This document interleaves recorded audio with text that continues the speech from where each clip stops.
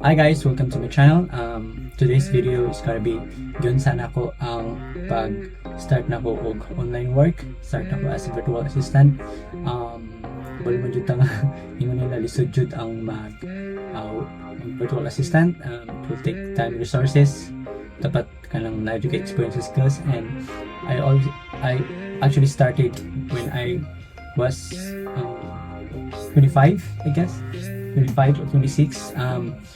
2014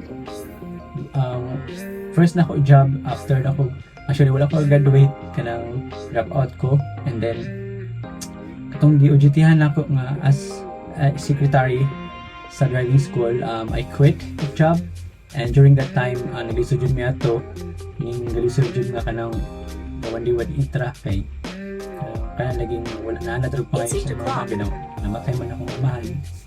And then ito, akong manghod, nagkamot yun mo dito. Akong manghod, so yun yung, like I said, yesterday. And then, nakoy naila si Lloyd, which is schoolmate na mo, and then nalunggan ako nga online job siya. Programmer yun siya, maya yun siya. Okay, akong skill that time kay graphic designing pa. Dili pa kayo mayo, naive pa kayo sa digital design.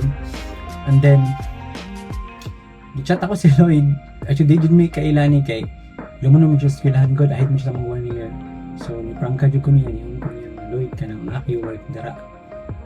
But ang ginuro ko guide sa ko nga nag-online job ko, dagan mo jud mong good jud ang opportunity nga kanang applyan ako, and but naman say guts ako ni decide ko og online job. Ang pa siya mga itong una niya nga kuan is apply niya isa McDo during that time po, then decline siya, which is goodwill jud to kay nag-online po siya until now. Mo jud yung work, which is he's very successful now in e-commerce. He's doing dropshipping and he's a leader siya client international business sa USA. So yeah, and mo to nag-ila ni Lloyd ato ko sa ilaha. Next direct mo to ilaha mga 20 minutes kung sakay kag jeep. Then list of go time everyday mo kumanto sila ha. So mahal man ang pamilya kumulita to mga 50, 70, something. So nag-day one time gani nga gaangkas ra jud ko ato ang og kani bitong mag-kuan sa jeep. No? Then so when I started with Lloyd, nanapod siya yung mga under sa ihang ilang gipa-work, and then ako mga at least 5 mi ato sa iyang balay. Then ang kauban po nako is mga schoolmate ra po nako, classmate nako sa IT. And then until now mo na duwar jud mi nabilin na nag-online job ako si Lloyd. And then katujud nga time kapatulo pa jud ko ni Lloyd kanang ipo ka mo diskarte og client, papo ka ba unsay mga tarong nga design sa western design. And then kanang kabi kasi chip jud ko nga time ako mo sayo ko mato ilang Lloyd, ako bilin pa silang mga computer, then say ako pa magluto para lang Lloyd kanang kita jud na ako ang Lloyd mga personal jud ko nga mo work as a freelancer, as a virtual assistant. And then that time is tuluan ko niya sa mga basics sa social media marketing, mga basics sa SEO, pitkan ko niya advanced kamay pero review kasabot. Then introduce niya sa akong WordPress, which is I liked it. Ang oras pa na ako at time kang Lloyd kay 25 or 35, something like that, 25 pesos. So kira kayo at least makatuon ko, murang po akong goal ko na makatarbaho, makatuon. And then after a year kanang nilakotay mo jud ko kang Lloyd, moto gitagaan ko niya og computer, which is CRT pa that time. I'm really so blessed jud kang Lloyd kay tuloan pa ko niya tabang yung trabaho o gamay ra ko weekly, at least ga-learn ko, mura ra ko training ba. So katong CRT ng computer itong dakot ka kayo ng TV katong yung computer kay ito YouTube for ata to I worked for Lloyd that time. Nagpa-connect may internet sa balay. Dayon si Mark kay tulong ko siyang igagaw o virtual assistant, data entry. Ditagaan mi dito o 10,000 sa disability kinamatyan mo wala mo na mga mahal na wash out mo ng balay. Atong 10,000 nga hinabang sa disability ipalit na mo ito computer na second hand. So ito ginagamit ni Mark. So during that time work ko like 3 years or 5 nalimot na ko.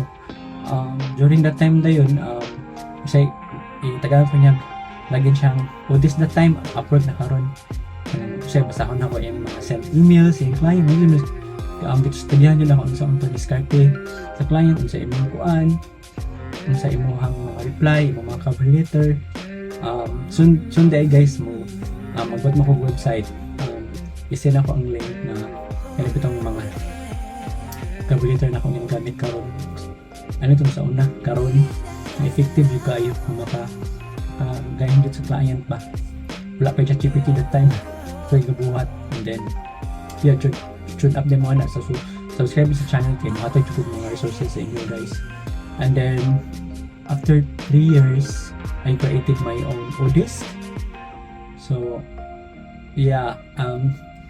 but gabig discard na to sig apply then sa that time kay ang minimum ni mga kuan kay 0.5 depende sa imong rate.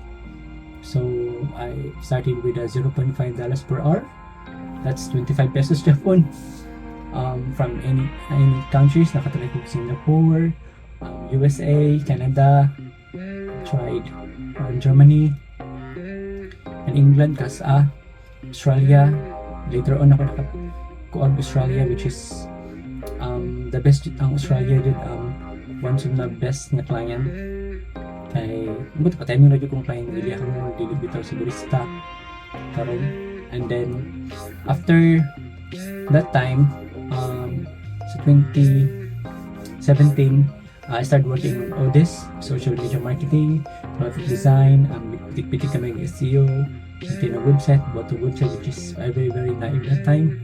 So during that time po, work ko, nag-study po ko. Ang style na ko is work ko kadlawon. Kaya ang kunad mong trabaho kadlawon, yung kayo, wala dyan istorbo ba, wala sugo sa mama, wala kay kauban mo istorbo nimo. So ang style na, for 3 years, nagdang kong gym, 2 years ata to, nagdang kong gym, ka full time di kong trabaho, full time o tuon. So trabaho ko, sa akong abot, multitasking juga ato which is not good when you're working, but the time nakahelp din sa kulay ng baguhan pa mo. Ang style nyo na, mag-work mo. Ang style nyo speakers din, magkuha mong headset, magtuon mo dahil sa headset. Kanarang mga work na dili ito kayo lisod, nasa sayo na data entry.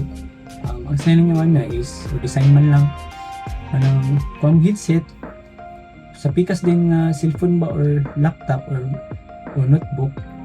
Ang style nyo na yun, mamina mo mga tutorial sa YouTube or kanang mga 30 minutes to 1 hour na tutorial na gabi for 3 years yun. Kan ko natunan from graphic designing, social media marketing, especially from web development, which is muna akong gina-focus karon na digital design and web development, front end and back end, which is naglong pa ko sa gustoon ko yung long kanang bitang magkuhan ng back end, which is karon I'm actually fixing website, I'm actually maintaining website, I'm creating landing pages, design. During that time dyan, sa 3 years na ko dito dyan, laser focus ko dito doon while nag-work, and then after 3 years ni-convert man ulit to Upwork. Dito rin ko naka-full time dyan. Murag ni hawa na ko gamay kaloy kay kanang murag e-commerce na mo yung work. So paghawa na ko kang Lloyd, ganda po na tanan sa iya ha, kanang sa pag-send cover letter, sa pag-discarte, on signing dot na client. So gusto niya dyan na po na appeal. Then full time sa Upwork, moto I've had a couple of clients full time, which is come and go, like 3 to 6 months, like ako yung client, 1 year, which is okay, kaya marang na-adapt ako ko bang abang client, so bang lalahi din batasan. So okay, ba ito siya for how many years ako ingan na, natry kong Singaporean na client, which is gabi kasi ito. And then, I've had one client na Australia, so they decided to mo out me sa Upwork. So na mo siya direct client. Until that time dayon wala na di ko sa Upwork kay tong time marundag ko na pin mga kaltas mo bilang ko na mga connects. So I decided to get out of Upwork, which is the pretty job ko that time. Sayang lagi kayo marag nangan ako for 4 years na. And then direct client ko, then introduce sa akong LinkedIn, which is the best na platform for finding online job, finding virtual assistant or skills. LinkedIn, grabe. Mo-search lang kami bitaw. Couple web developer. Hundreds of thousands of mangita yun every day sa LinkedIn. So, kung naka-build na mo o portfolio, nilito ng LinkedIn. So, bago pa magkasugod, hininayin nyo yung update mo dito by research mo sa LinkedIn. Mao dyan akong gina-advise at premise akong mga kaila. Ay, pwede man Upwork, manamo sa Upwork. Pero bago pa start, it's really not at sa ko lang opinion ha. Dili maayo ang kanang mga Upwork kay daghan ko potential nila. So the best way jud is LinkedIn. LinkedIn kay tanan magud sa tanan ng mga businesses, sa tanan ng mga mangita og kanang work na jud sa LinkedIn halos. Which is I'm currently now on LinkedIn. Daghang gig message ko ang business owner ng agency. So din mo kaya. So ang advice niyo is LinkedIn jud. Muna sa karon I'm a web developer. Not full stack kinda, but I can create website, I can fix website. Looking forward on how to do some mga complex mga coding, which is I'm currently learning right now. And so as of now I am a digital design senior digital design sa duha client and a web developer. Kamating ko website 5 website ang client ko sa duha ang client. So I hope you guys na may Tanan. So ang nakabati po na ni virtual assistant isudyo kayo siya SUGOD, which is pwede nimo siya matun-an, o po nakanindot pwede nimo matun-an. Di siya dali, pero sayon siya. I mean, sayon siya in a way na kanang you need to learn from it. If nalang jud kay gahin bitaw time. So lisod siya kay it will takes time man. So dugay jud siya ma-success. Ito jud after 10 years. Sa ako ang working in 10 years. I just consider myself as successful kay I can pay bills, I can buy whatever I want.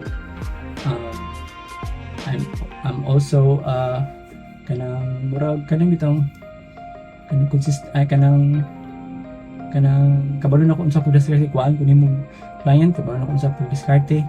And I really wanted also to share you guys sa akong knowledge. Actually, nakaadto na ko Australia, my client 2 times. Gipadto ko sa Australia, ay mga events. So looking forward po sa ako karon kay sa client ako sa New Zealand. Looking forward daw mapadto ko New Zealand sa isa ka client ako. So yeah, sa kining channel guys, tuluan ta mo hinihinay sa akong ginabuhat. So sulod po ko Bisaya ni kay kana gusto ko bitaw. Kana mag Tagalog, kana mag English. So Bisaya para na sa Bisaya. So yeah, if you guys wanted to share your experience, you can comment in the section below. And don't forget to subscribe guys. Again, magiging ko i-share sa inyo looking forward on creating videos in the next few days, weeks, and months. So I hope you guys support me. Kung need na ako yung support guys. So see you guys in the next video. Peace.